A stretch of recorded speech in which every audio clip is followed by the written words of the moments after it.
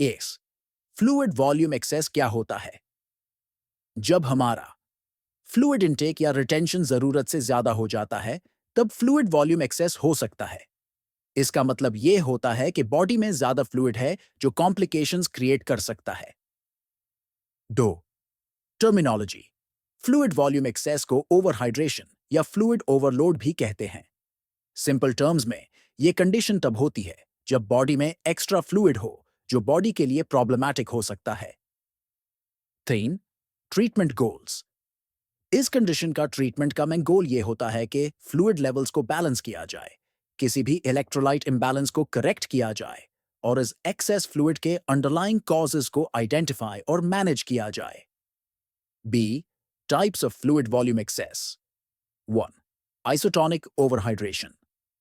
इसको हाइपरवोलीमिया भी कहते हैं। इस कंडीशन में एक्स्ट्रा फ्लूइड बॉडी के एक्स्ट्रा सेलुलर फ्लूइड कंपार्टमेंट में कलेक्ट होता है जो सेल्स के बाहर होता है, जैसे ब्लड और टिश्यूज में। रीजन इस फ्लूइड इंक्रीज की वजह से कंपार्टमेंट्स के बीच फ्लूइड शिफ्ट नहीं होता, जो सर्कुलेटरी ओवरलोड जैसे प्रॉब्लम्स क्रिएट कर सकता है। अगर किसी को पहले से हार्ट प्रॉब्लम्स हो तो यह कंडीशन हार्ट फेलियर या पल्मोनरी एडेमा तक बढ़ सकती है। 2 हाइपरटोनिक ओवरहाइड्रेशन। यह टाइप रेयर है और ज्यादातर एक्सेसिव सोडियम इंटेक के वजह से होता है। यह कैसे होता है? Mechanism high sodium levels fluid को इंट्रासेल्युलर फ्लूइड कंपार्टमेंट से, जो सेल्स के अंदर होता है, एक्स्ट्रा सेल्युलर कंपार्टमेंट में खींच लेता है, जिसे सेल्स के बाहर स्वेलिंग होती है और सेल्स के अंदर डिहाइड्रेशन होता है। 3 हाइपोटोनिक ओवरहाइड्रेशन। इसको वाटर इंटॉक्सिकेशन भी कहते हैं। यह तब होता है जब मैकेनिज्म फ्लूइड इंट्रासेल्युलर स्पेस में शिफ्ट करता है, जिसे सारे बॉडी फ्लूइड कंपार्टमेंट्स एक्सपैंड हो जाते हैं। इस शिफ्ट की वजह से इलेक्ट्रोलाइट्स डाइल्यूट हो जाते हैं, जो सिवियर इम्बैलेंसेस कॉज कर सकते हैं। C causes of fluid volume excess. When isotonic overhydration causes inadequately controlled IV therapy. कभी कभी इंट्रावीनस फ्लूइड्स को क्लोजली मॉनिटर नहीं किया जाता, जिससे बॉडी में ज्यादा फ्लूइड हो सकता है। Kidney disease. अगर किडनीज इफेक्टिवली फ्लूइड एक्सक्रीट नहीं कर पा रही हैं, तो एक्सेस फ्लूइड बिल्डअप हो जाता है। Long term corticosteroid therapy. यह मेडिकेशंस बॉडी में सोडियम और वाटर रिटेंशन बढ़ाते हैं। 2 hypertonic overhydration causes. Excessive sodium ingestion. ज्यादा नमक खाने से यह कंडीशन हो सकती है। Rapid infusion of hypertonic saline. अगर कॉन्सेंट्रेटेड सेलिन सॉल्यूशन को बहुत जल्दी से एडमिनिस्टर किया जाए तो फ्लूइड बैलेंस शिफ्ट हो सकता है। Syndrome of inappropriate antidiuretic hormone SIADH। इस सिंड्रोम में इनअप्रोप्रिएट हार्मोन सिक्रीशन के वजह से एक्सेस वाटर रिटेंशन होता है, जो इम्बैलेंस कॉज करता है। 3 hypotonic overhydration causes. Early kidney disease. इससे बॉडी एक्सेस वाटर से छुटकारा नहीं पाती। Heart failure. जब हार्ट का फंक्शन कॉम्प्रोमाइज्ड होता है तो फ्लूइड बॉडी में एक्यूमुलेट हो जाता है। D assessment of fluid volume access.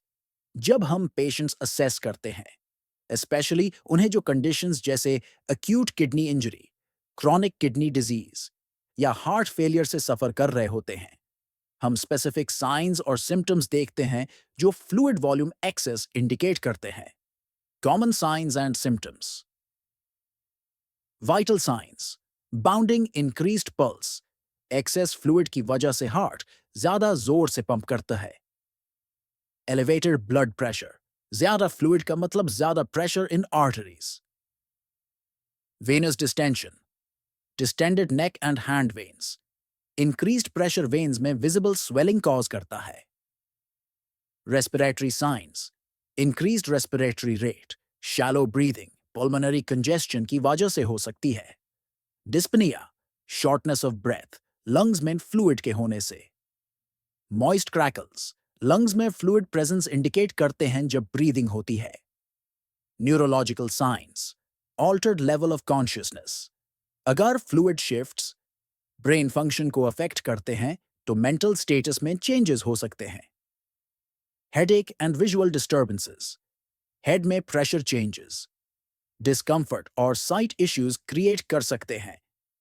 Musculoskeletal science, skeletal muscle weakness, electrolyte imbalances और एक्सेस फ्लूइड की वजह से मसल वीकनेस हो सकता है। Fluid accumulation, pitting oedema, lower limbs में स्वेलिंग जो प्रेस करने पर इंडेंटेशंस छोड़ता है। असाइट्स, एब्डोमेन में फ्लूइड बिल्डअप जो लिवर इश्यूज के साथ देखा जाता है। यूरिन आउटपुट या तो इंक्रीज्ड होगा अगर किडनीज एक्सेस हैंडल कर सकती हैं, या डिक्रीज्ड अगर किडनी डैमेज हो। E interventions for managing fluid volume. Excess when fluid restriction, fluid intake को लिमिट करना ताकि फ्लूइड लेवल्स बैलेंस में आए। 2. मेडिकेशन, डायूरेटिक्स, यह मेडिकेशंस एक्सेस फ्लूइड को रिमूव करने में हेल्प करते हैं बाय इंक्रीजिंग यूरिन आउटपुट। कभी कभी ऑस्मोटिक डायूरेटिक्स को इनिशियली यूज किया जाता है to prevent electrolyte imbalances. 3. Dietary changes, sodium intake को रिड्यूस करना क्योंकि ये फ्लूइड रिटेंशन में मदद करता है। चेयर मॉनिटरिंग, इंटेक एंड आउटपुट, कितना फ्लूइड कंज्यूम और एलिमिनेट हो रहा है उसको ट्रैक करना। वेट, अगर अचानक से वेट बढ़ जाए तो फ्लूइड रिटेंशन हो सकती है। Electrolytes, regularly electrolyte levels check करना ताकि इंटरवेंशंस गाइड की जा सके।